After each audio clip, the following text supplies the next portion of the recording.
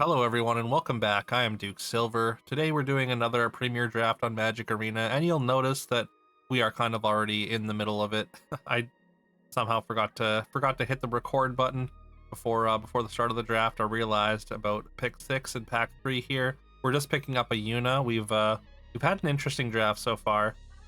Picked up a lot of top end, as you can see. We started out just taking some town stuff. I first picked Leviathan into Cryptic Command, and then we started seeing a bunch of green stuff, and yeah, we ended up with what was supposed to be just like a green blue sort of towns ramp deck. We got like Omega, and we got Jumbo Cactuar, we got Bahamut, but we have found a bunch of summons, and then we also got gifted a Yuna here pretty late in the pack.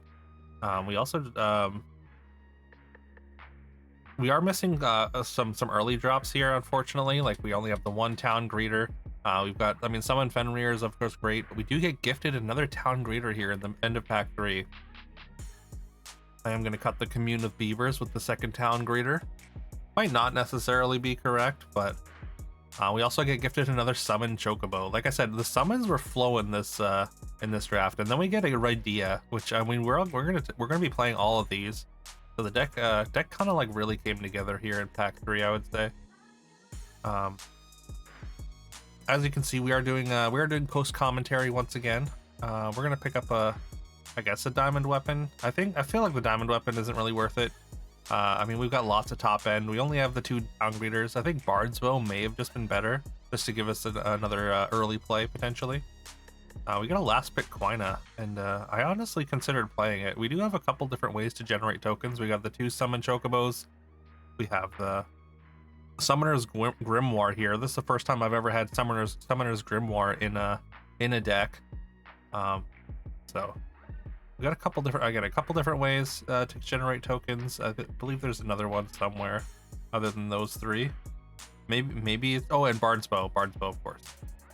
But yeah, I think four ways to make tokens. It's probably not worth playing Quina, even though it is a 3-drop. We do have a couple 3s. We got our 2 Kicker and Merchants. We got our Summon Fenrir. We got our Bard's Bow. We are lacking in the 2s department. Raidea isn't really a 2 just because we're only going to be running 3 red sources. But we do have a couple town greeters. All right, and that's what we're going to end up. I end up cutting like the Cryptic Command and the Quina, and then we're running like this. This is a fine hand. Being on the play makes this a lot better. Also, drawing the Kicker and Merchant is definitely great for us here. I'm not going to play it here just because I want to play the tap land. I want to get those tap lands into play, and I'm not going to be able to block the Reno and Rude this turn anyways. They do get our Yuna, unfortunately, on their first attack, and then they get a Heck Dies, which I have to decide what I want to lose here. And actually, I'm going to go with the Kicker and Merchant, just because, like, I just feel like it's not, like, I don't really need it. I've got the Travel the Overworld, and it's not going to block the Reno and Root anyways, and I want to play Reach the Horizon that turn and ramp a bit. If opponent had played an untapped land, they could have played our Summon Fenrir though. So kind of glad they didn't. We are up to 8 mana here though after the ramp spell, which means we're going to be able to cast Travel the Overworld for 2, draw 4, reload our hand, and then also cast the Summon Chocobo, which is going to stabilize the board. Fortunately, opponent has not aggressively grown their board here, so we're going to be able to block the Reno and Rude pretty easily. Their follow-up is Queen Brawn. Definitely doesn't feel good enough against our ramped out threats at this point.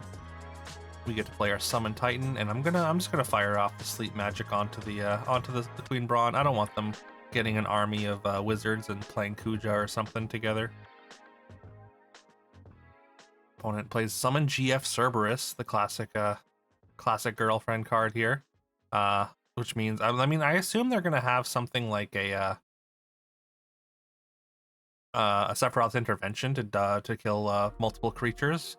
So I have to kind of decide to sort of try and carefully consider what we play here. I was just gonna run the Raidea out, or maybe even just play the Summon Leviathan, just to slow the Cerberus down. But I figured, you know what, that's the coward's way out. Let's just jam Omega.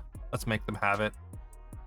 We're gonna tap down the Heck Dies, get rid of their chump blocker. I mean, everything's gonna have trample with the Summon Fat Chocobo anyways.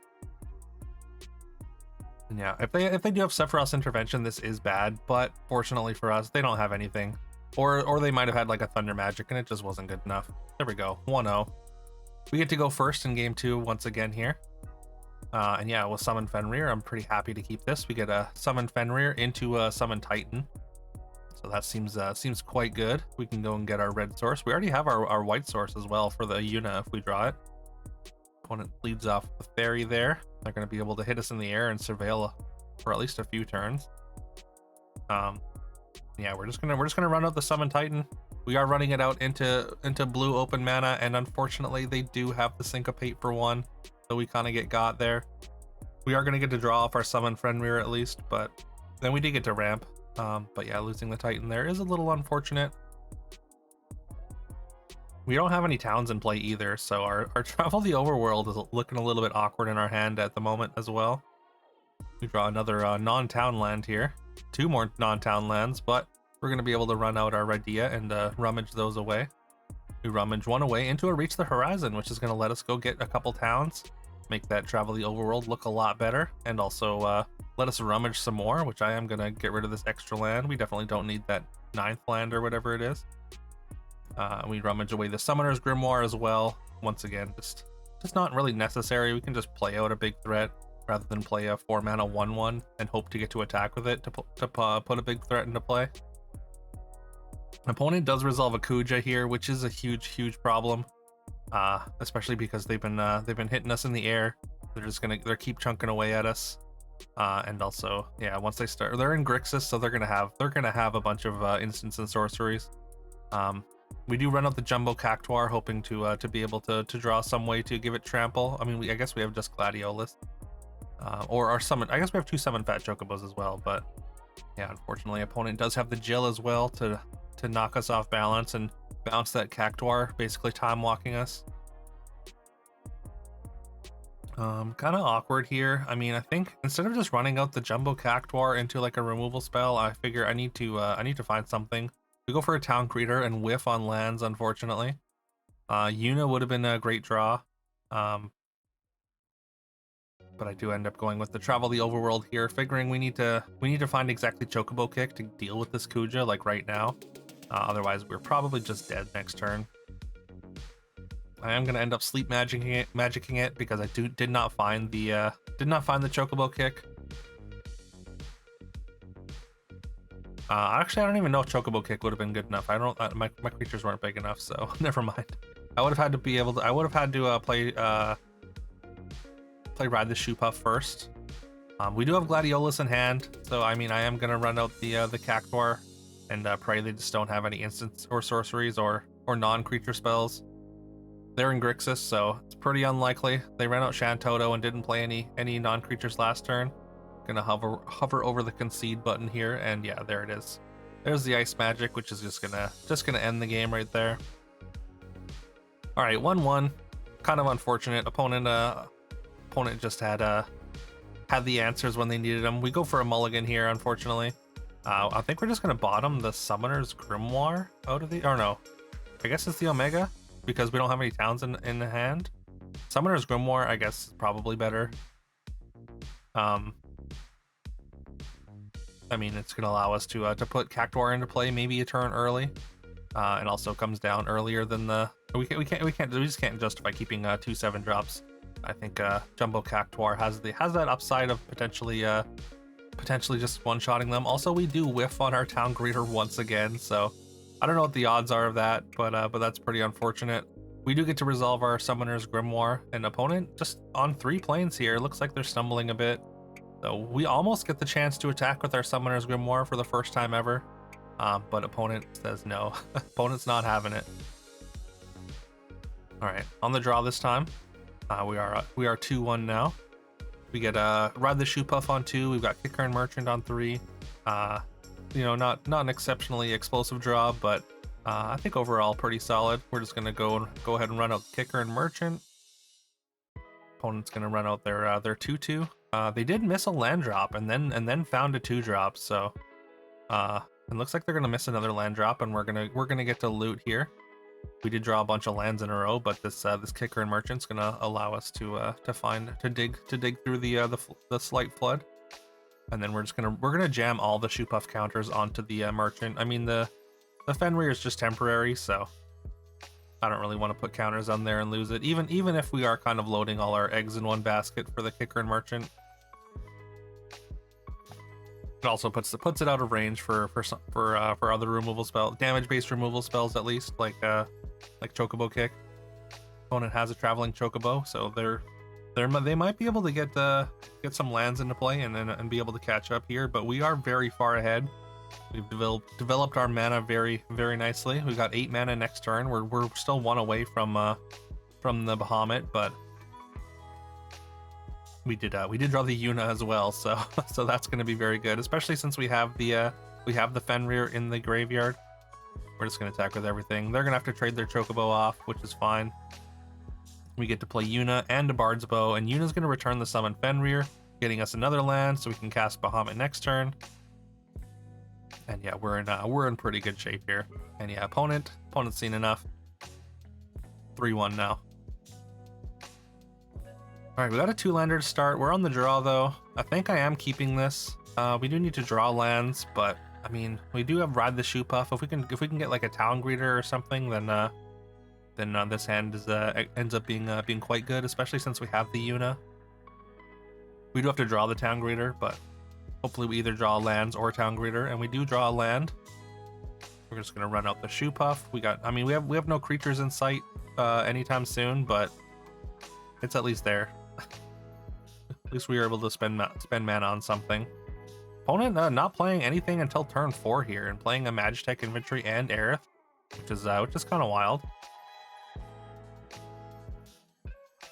I guess they didn't have a white source. I guess they kept a 2 blue hand, so they kept an awkward hand as well.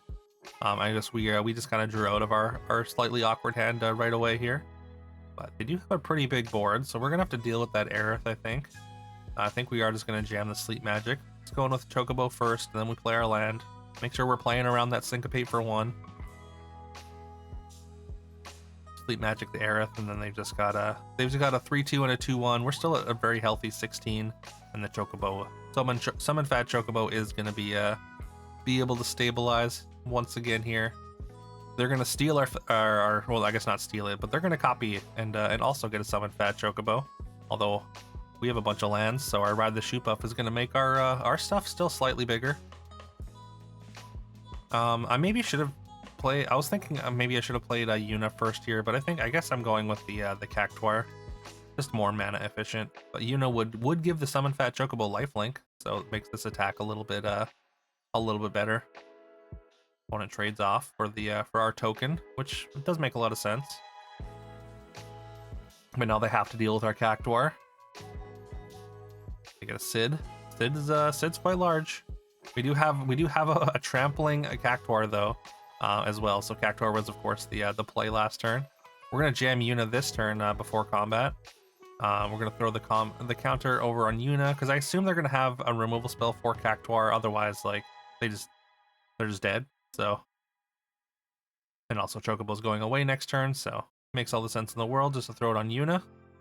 We are back up to 20. We are gonna lose our Fat Chocobo. If opponent manages to draw like a removal spell for Yuna here, things could get very awkward. Although we do have the Cactuar and the Ride the Shoe Puff still, but they have a pretty decent army. Like that's still quite a bit of damage. That's still what, 13 damage coming over.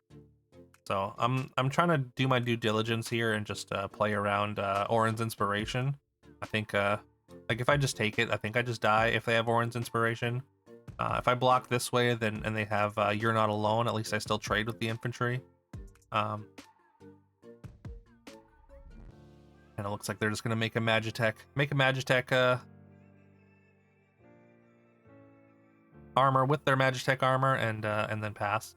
We're just gonna animate the Ride the Shoe Puff. It does have technically haste, although just because it's been in play. But yeah, opponent should have used their Stuck in Summoner's Sanctum a little on their turn, because we do get Ward 3 on our enchantment creatures and Yuna. And there we go, 4-1. We get a pretty good hand here. We get to start with a Town Greeter that doesn't whiff, so that's huge for us.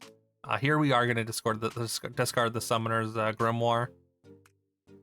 I mean, we're gonna be able to play summon Fenrir into Titan next turn. And yeah, we're just gonna be able to cast all our big stuff. So I'm not too worried. Not too worried about playing playing our 4 mana 1/1 that can maybe put something into play. Unfortunately, I mean, if we drawn another untapped land there, then I would have just jammed the Fenrir into the Titan. But I decide, let's be mana efficient. Let's get our tapped land into play here. We're not under any significant threat. We can throw a counter on our town greeter, upgrade it to a town brawler here, and get in the attacking zone, and keep loading counters onto it. So, I mean, opponent would probably feel pretty bad if they had to use a removal spell on our town greeter. They are going to go for a chump block. Feels a little bit early for a chump block, but yeah, they throw their town greeter in front of ours, and ours easily dispatches theirs. They're gonna run out at Vincent Valentine, which is very scary if they have some removal as backup. So I think this turn I do want to deal with that instead of just jam out the Titan. Because if they just like run like a Sephiroth's Intervention on the Titan, and then that Vincent Valentine gets extremely problematic. So we're just gonna jam the sleep magic onto Vincent, and then we're gonna get into the attacking zone after loading up another town greeter with some counters from Ride the Shoe Puff. All right, we are gonna sack the Fenrir here. I mean, I don't really care too much about the card, especially since I know we can start playing Gladiolus this turn, and we're gonna be able to play a second land as well, and just make these the scariest town greeters of all time maybe. Opponent goes for the double chump just to stay alive, and they just throw out a blitzball shot because they know they're done. All right, there we go, 5-1 now I think. But yeah, deck is absolutely rolling here. We don't have any blue mana here, but we got we do have summon Fenrir. We don't have red either, so we have to kind of decide between blue and red. I think I'm leaning towards red, just because I mean we're less likely to draw a red source naturally, and like we don't desperately need blue or anything here. And once again, we're gonna get this summon Fenrir into potential summon Titan line. Opponent is not going to let us get any Shoe Puff value here, unfortunately, taking down our summon Fenrir with their 1 mana Thunder Magic. We still do get the summon Titan though, but they are on Jund colors. So once again, Sephiroth's Intervention is a concern. I considered just playing the Rydea to sort of protect my Titan and potentially hopefully draw out other removal, but you know what? I think that's the coward's way out. We just jam here. An opponent didn't have the Sephiroth's Intervention, at least not right away. So we get to mill our cards. We get to bring some lands back, which triggers the Shoe Puff a couple times. We're also up to a lot of mana here. We're gonna be able to play Rydea here and then play a land into and Rummage, as well as get another Shoe Puff counter on the Rydea this time.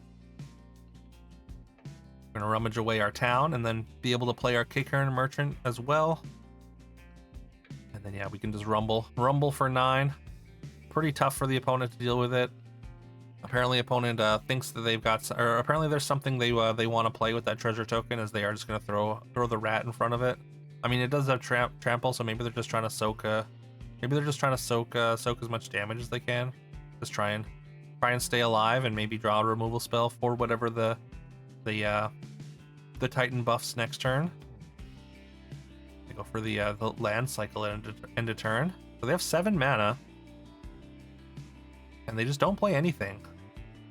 We're gonna throw Summon Titan's buff onto Kickern Merchant, and then we're gonna be able to play Gladiolus, which is gonna massively buff up Rydea as well. And yeah, opponent apparently, if they did have a removal spell, it wasn't enough.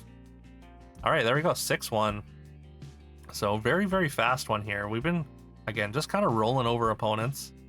This is kind of an awkward hand. I mean, this is a really awkward hand. We don't have a green source, but I mean, green is the most plentiful source we have. We have 8 green sources in our deck.